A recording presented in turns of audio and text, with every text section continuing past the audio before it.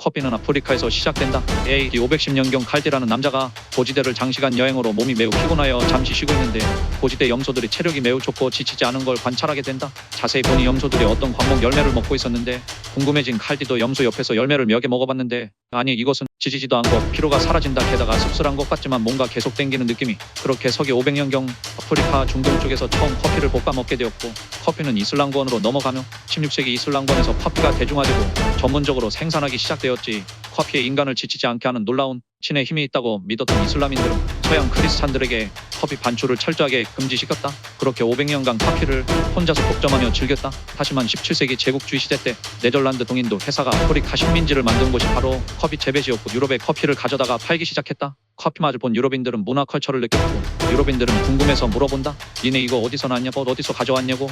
네덜란드인은 절대 말하지 않았다. 철저하게 비밀로 붙여서 독점 판매로 막대한 부를 쌓기 시작했고 유럽인들은 언젠간 갖고 말 거라며 기회를 노리고 있었다. 그러던 어느 날 네덜란드는 실수를 저지르고 마는데 프랑스의 태양왕 루이 14세에게 커피나무 묘목을 선물하게 된다. 혼자만 드시고 절대 남 주면 안 됩니다. 이거 진짜 귀한 겁니다. 유럽의 장사꾼과 농민들은 네덜란드가 선물로 준 게 고급 커피 열매가 아니라 커피나무 묘목을 줬다고 하며 놀라워하며 유럽 전제가 루이 14세의 묘목에 주목했다. 묘목 한 가닥만 뜯어가서 식민지에 심기만 하면 떼부자가 될 수 있기 때문인데 루이 14세는 커피나무 묘목을 위해 새로 정원까지 만들어서 철저하게 관리했다. 가브리엘 마토드 클로라는 장군이 루이 14세에게 찾아가 회한 나무까지 아주 조금만 잘 나갈게요. 금액은 최대한 맞춰드릴게요 하니 루이 14세는 안 된다. 네덜란드가 나만 먹으라고 해서 안 된다. 어림도 없지. 확 긁힌 장군은 묘목을 갖지 못할 바에 죽일 결심을 하게 된다. 빡친 그는 한밤중에 궁전에 침입해 담장을 넘어 묘목을 꺾었는데 의외로 경비가 없어. 아주 쉽게 아메리카로 도망간다. 아메리카로 향하는 배 안에서 그는 항상 근처에 묘목을 놔두고 소중하게 관리했다. 이건 그의 항해 일지 내용 중 일부이다. 몇몇 승객들이 커피나무 알아보며 탐내기 시작했고 돈으로 사려고 엄청난 금액을 불렀지만 실패. 결국 강제로 빼앗으려다 묘목이 꺾여 X될 뻔했지만 붕대로 묶고 살아남았다. 아메리카 항로로 이동하는데 피니제 해적을 만났고 해적 만나서 싸울 때도 한 손에 묘목을 들고 싸웠다.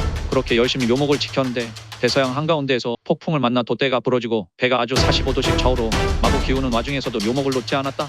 이 폭풍으로 물과 식량을 많이 잃은 상태로 느리게 대서양한 가운데를 가로지르는데 장기간 비도 오지 않고 더위에 땡볕에 갈증이 나도 부족한 갈증으로 내가 죽을 것 같아도 묘목에 물을 줬다. 그렇게 겨우 도착한 프랑스 식민지 마르티니크에 도착해서 묘목을 심었고 매일 총 들고 지켜고 그의 커피 묘목은 50년 동안 1800만 그루로 늘어나며 빛을 보기 시작한다. 그 와중에 브라질 정부는 유럽에서 커피가 미친 인기를 끈다는 사실을 알게 되었고 프랑스인이 남미 쪽에서 커피나무 키워서 유럽에 팔아 돈을 쓸어 담고 있다는 정보를 듣게 된다. 브라질 정부는 프란시스코 드 메오 파에타 중령을 기아나로 파견하며 이렇게 말한다. 기아나에서 커피나무 묘목을 훔쳐와라. 그런데 기아나에 어떻게 들어가죠? 전쟁 중이던데. 기아나랑 브라질 사이에 국경 정확하게 다시 그린다고 얘기하고 잘 얘기해봐. 지금 거긴 엄청난 외교 분쟁 중이니까 국경을 프랑스가 더 좋은 쪽으로 그려주고 판심을 사서라도 커피 묘목을 반드시 가져와라. 이렇게 특명을 내린다. 하지만 프랑스인들의 커피나무의 보안은 네덜란드보다 더 철저했다.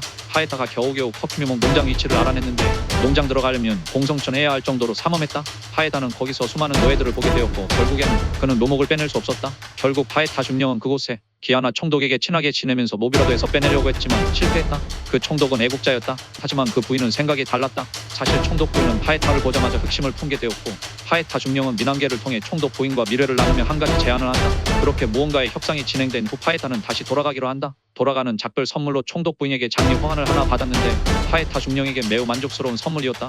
왜냐하면 장미 호환 사이에 커피 묘목이 있기 때문이었다. 파에타 중령과 총독 부인의 미래의 대가로 결국 그는 브라질의 경제를 좌지우지하게 되었다. 1800년 프랑스에게 빼돌린 커피나무 묘목 하나는 60억 그루로 늘어나 브라질은 세계 커피 생산량의 3분의 1을 차지하며 오늘날 현대인들에게 매우 값싼 커피를 제공하고 있게 되었다.